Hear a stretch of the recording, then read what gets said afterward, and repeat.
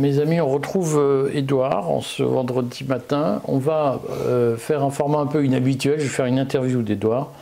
On va parler de la droite française et du trumpisme. Et j'allais presque dire, on va parler des racines intellectuelles de la droite française aujourd'hui et du trumpisme de la droite française. Parce que moi, je connais une droite historique, si j'ose dire, qui est gaulliste et donc qui se définit d'abord par sa résistance à l'atlantisme, ou ses distances vis-à-vis de l'atlantisme, ses réserves, par une forme de non-alignement. Et aujourd'hui, on voit que la droite française, qui se prétend gaulliste, elle se définit d'abord par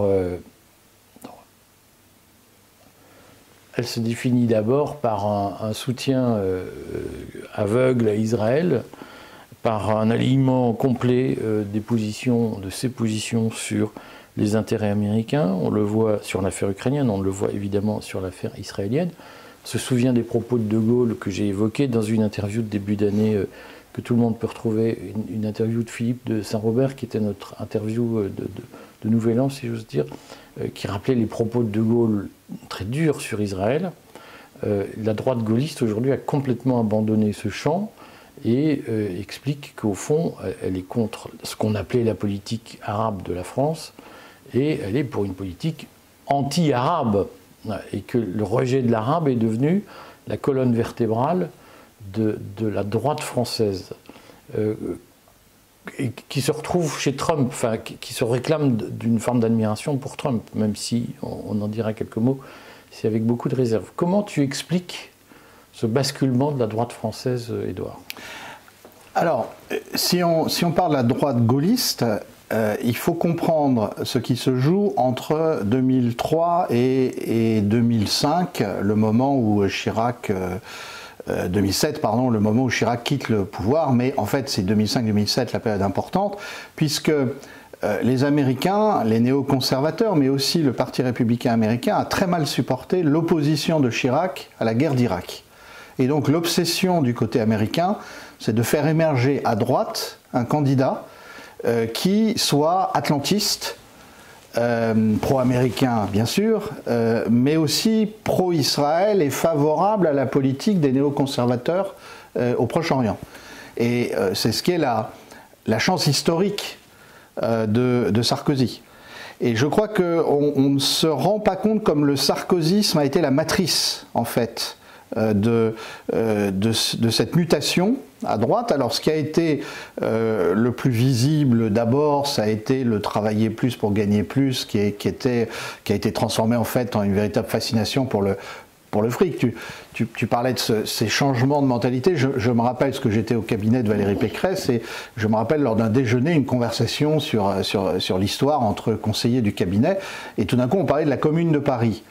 À droite, et chez De Gaulle, mais chez d'autres, on n'aimait pas forcément le socialisme de la Commune, mais on leur concédait un patriotisme aux communards. Ils s'étaient battus contre l'envahisseur allemand. Et là, c'était quelle horreur, ces gens qui ne pensaient qu'à tuer les riches, etc. Et là, j'avais compris, c'était 2009, j'avais compris la mutation qui s'était passée à droite. Alors, il y a eu aussi, bien sûr, le grand discours de Sarkozy sur l'immigration, un discours, effectivement, qui est largement anti-arabe et anti-musulman. Hein, et donc, ça a été la matrice de tout. Et aujourd'hui, en fait, la droite, elle s'est largement coulée là-dedans, d'autant plus que quand elle a cherché une alternative, comme elle rejette le Rassemblement national, on parle de la droite gaulliste, hein, elle rejette le Rassemblement national, donc elle ne prend même pas ce qu'il y a de bon dans le Rassemblement national, qui a été à un moment quand même l'idée que les Français ne devaient pas se laisser imposer n'importe quoi par des intérêts étrangers, et elle se tourne vers le macronisme, qui lui-même est finalement l'aile gauche du néoconservatisme français. C'est comme ça que Macron finalement s'est imposé. Et je crois que là, il s'est passé quelque chose d'absolument fondamental. On ne s'est pas rendu compte que les Américains, républicains, puis ensuite démocrates avec Obama, ont pris en main largement la politique française pour faire émerger des candidats qui ne leur soient pas hostiles sur le plan diplomatique. Alors, quand tu dis qu'il y a une prise en main pour faire émerger des candidats. C'est un peu complotiste. Ce sont des faits. Il suffit d'ouvrir une biographie de Sarkozy pour voir qu'il est allé à plusieurs reprises aux États-Unis juste après la présidentielle, avant de prendre ses fonctions, etc. Donc tout ça est connu. Et ensuite, on sait très bien aussi que Hollande a dû plier sur la question des relations avec la Russie, alors qu'au départ, il essayait de trouver une médiation dans le conflit en Ukraine, et on a fait jouer contre lui les plus atlantistes du Parti socialiste. Mais le Parti socialiste, ça remonte au moins aux années 60. La prise en main par les Américains, il faut se rappeler que François Mitterrand déjeunait une fois par mois à l'ambassade des États-Unis dans les années 1960. Ça fait peut-être pas plaisir si on rappelle ça aujourd'hui aux socialistes, mais c'est un fait. Et Macron, c'est la même chose. Alors, par quel circuit ça passe exactement? Toujours est-il qu'à chaque fois qu'il a eu l'air de maintenir un tout petit peu la politique gaullienne, une semaine, 2 semaines après, il disait le contraire et il s'alignait sur les communiqués de l'Union européenne. Ça peut passer aussi par l'Union européenne, tout simplement, hein, puisque dans le traité de Maastricht, on a accepté que l'OTAN soit au cœur. Donc aujourd'hui, est-ce que l'Union européenne est autre chose que le bras politique de l'OTAN? Mais je voudrais qu'on s'attarde un peu sur le substrat idéologique, comme disent les intellectuels. Le substrat idéologique du trumpisme à la française, si j'ose dire. Pourquoi il y a cette obsession de l'islam? Qu'est-ce que ça traduit? Parce qu'au fond, dans le gaullisme, il y avait une version, je vais qualifier d'humaniste, et de très culturelle de l'identité française. Ce sont les propos qu'on entend régulièrement, que Thierry Meyssan a tenu autour de cette table la semaine dernière. C'est français celui qui adhère au roman national français, celui qui lit le roman national et qui y croit. Et aujourd'hui, on a quand même une caractéristique nouvelle, c'est on ne peut pas vraiment être français si on est musulman, ou en tout cas le musulman est suspect. Comment on explique cette bascule ? Alors, il y a eu, je crois,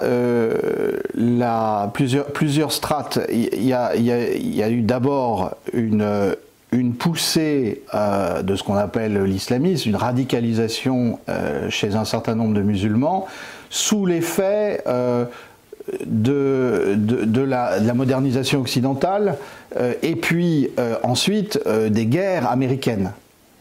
Et donc, en réaction, il y a eu ça, et nous, on a été touchés par ricochet. Par exemple, il faut se rappeler les attentats islamistes venus d'Algérie dans les années 90. Puis ensuite, il y a eu les attentats dans les années 2010. Et je pense que comme le discours de critique des immigrés était devenu dominant, alors il l'avait été chez Jean-Marie Le Pen, et puis avec Sarkozy, finalement, c'est quand même un point fort de sa campagne de 2007, qui disait immigré, disait musulman, disait islam, etc. Donc il y a eu une fixation. Et là-dessus, sont venus se greffer, d'une part, un discours américain qui est au fond très anti-arabe, très anti-islam, et d'autre part, ce qui est aujourd'hui bien connu, et c'est pas du complotisme, hein, c'est très documenté. Je renvoie par exemple aux articles de Max Blumenthal dans The Grey Zone. Max Blumenthal, qui est un très grand journaliste américain, indépendant, et je lisais l'autre jour un article qu'il a fait sur Tommy Robinson, le héros d'Elon Musk. Il s'est fâché avec Farage parce qu'il voulait que Tommy Robinson incarne le Reform Party, et Farage lui dit non, pas question. Bon, Tommy Robinson, c'est quelqu'un qui a été pris en main à un moment par les Israéliens.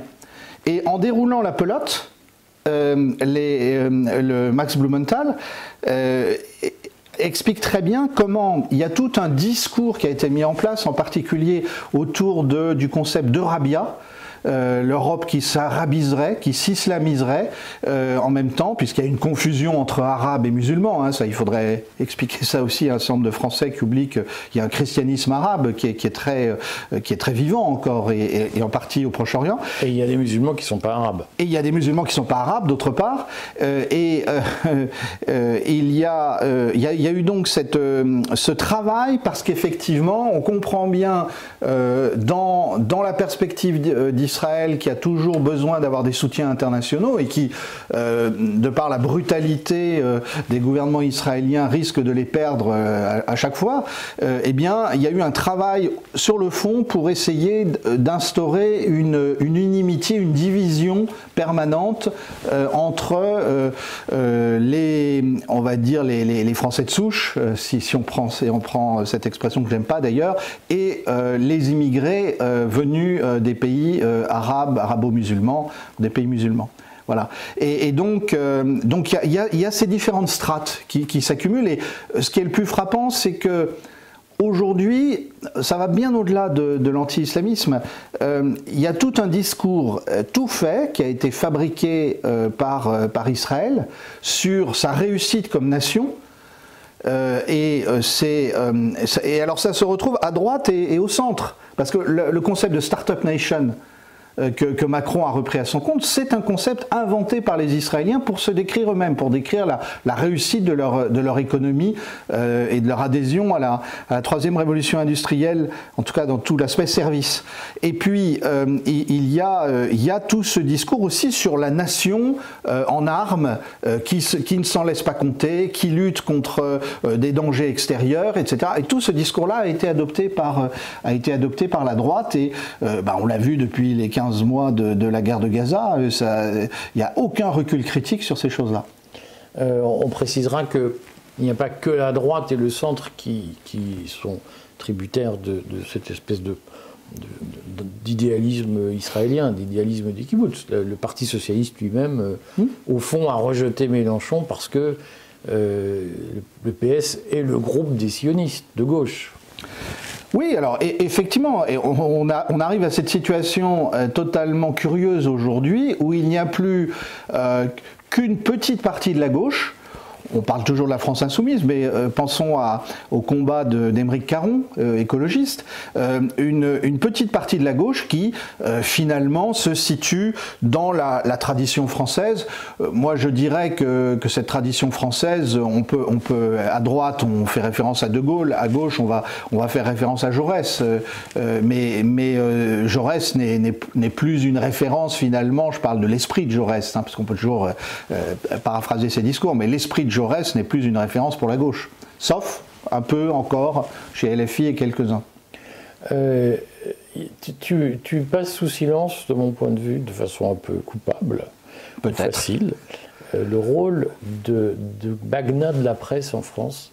Je pense par exemple à Vincent Bolloré, il n'est pas le seul, hein, je ne veux pas faire de bollorophobie, mais Vincent Bolloré présente les deux caractéristiques aujourd'hui, c'est-à-dire que on voit bien que CNews, par exemple, a mené une information unilatérale sur Israël, sur la guerre à Gaza, et d'une intolérance extravagante. La presse elle-même, le journal du dimanche, pas le journal du dimanche, pardon, le journal du dimanche, le journal qu'il a racheté, le journal du dimanche, titre quotidien, enfin, fait chaque jour la liste de tous les faits divers imputables à des immigrés et passe systématiquement sous silence les faits divers imputables à des Français de souche. Je pense à la mort de cette pauvre gamine de 12 ans ou 14 ans, je ne sais plus, torturée par ses parents. Comme ce sont des Français de souche, le JDD n'en a pratiquement pas parlé. Et le JDD, aujourd'hui, mène une politique de mise en avant extravagante de Sarah Knafo, qui apparaît pour beaucoup comme probablement la candidate choisie pour représenter une certaine droite en 2027. Est-ce que tu as envie de commenter ce rôle de la presse, des Magnats de la presse, et est-ce que tu as envie de nous dire quelques mots sur Sarah Knafo, puisque tu dis ils font émerger des candidats, qu'est-ce qu'il faut en penser? Alors, oui, effectivement, je ne voulais pas être trop long dans mes réponses, je sais que j'ai tendance à être bavard. Effectivement, c'est important. Pourquoi? Parce que si on les prend tous, ces grands patrons de presse, que ça soit Drahi, que ça soit Bernard Arnault, que ça soit Bolloré, ils sont insérés dans les réseaux globalistes. En même temps, ils ont ce tropisme à la fois pro-américain et pro-israélien très affirmé. Alors, tu parlais de Bolloré, il est évident que chez lui, il y a un passage, une espèce de court-circuit, le catholicisme dont je ne mets pas en cause la sincérité, lié à tout le travail que Jean-Paul II a pu faire pour finalement nettoyer la conscience des catholiques, demander un examen de conscience sur ce qu'il y avait pu y avoir d'antijudaïsme coupable dans un certain nombre de cas. Mais il y a eu un glissement, d'ailleurs on le voit en général dans le dialogue judéo-chrétien en France, où on passe de la question des relations avec les juifs, qui sont une population mondiale de pratiquement 15 millions, très, très diverses, avec des courants, et le sionisme n'est qu'un de ces courants, même s'il a tendance à vouloir phagocyter les autres, à la question des relations avec l'État d'Israël.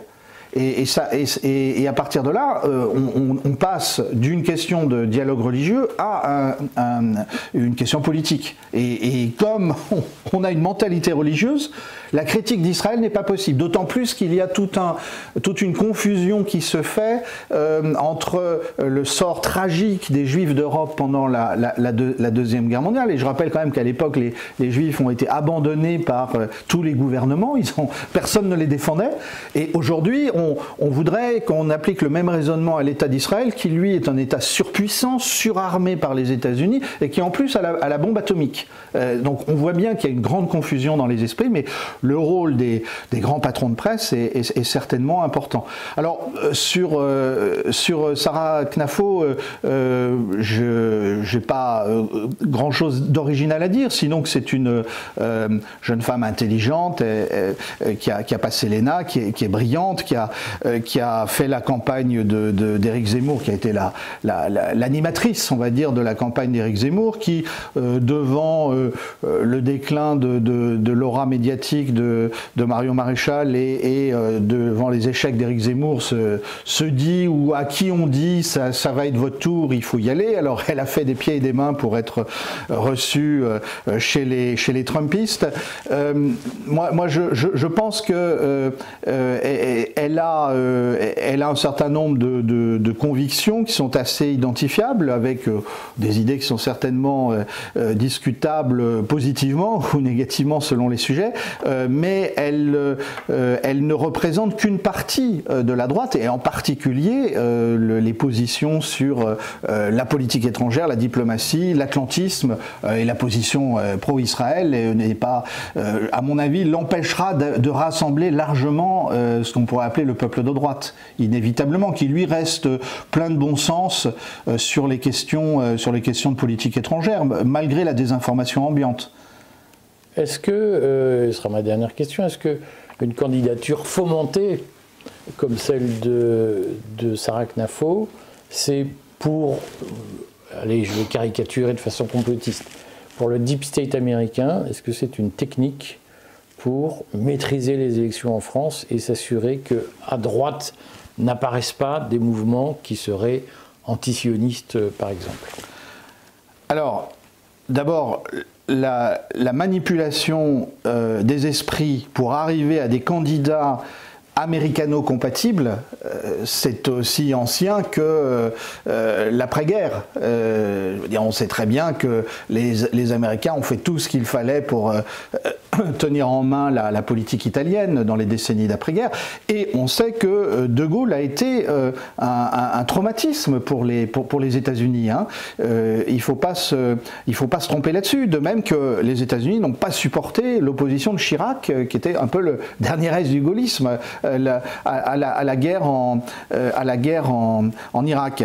Et oui, alors je crois qu'il faut banaliser ce qui se passe, c'est-à-dire c'est pas simplement Trump, c'est pas simplement l'actuel parti républicain américain avec ses relais, les Republicans Overseas et d'autres, ou les réseaux Bannon ou d'autres. C'est effectivement, il y a ça.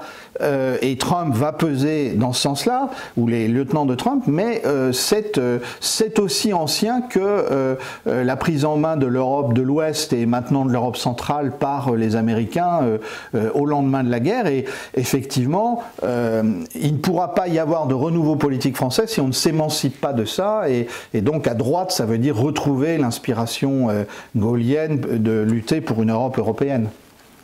Merci Édouard, et puis on se retrouve lundi pour Chaos Global. Et on parlera, je suis sûr, de Trump, ou en tout cas des agissements de Trump, puisqu'il fait l'actualité tous les jours. On ne s'ennuie pas, il a un côté entertainer au sens américain du terme, c'est vraiment un homme de télévision, c'est là qu'on voit un homme de spectacle. La question c'est... Combien de temps ça va durer? Alors, J.D. Vance dit, vous inquiétez pas, ça va durer 4 ans. Connaissant Trump, on est prêt à le croire, mais il va y avoir le choc du réel quand même.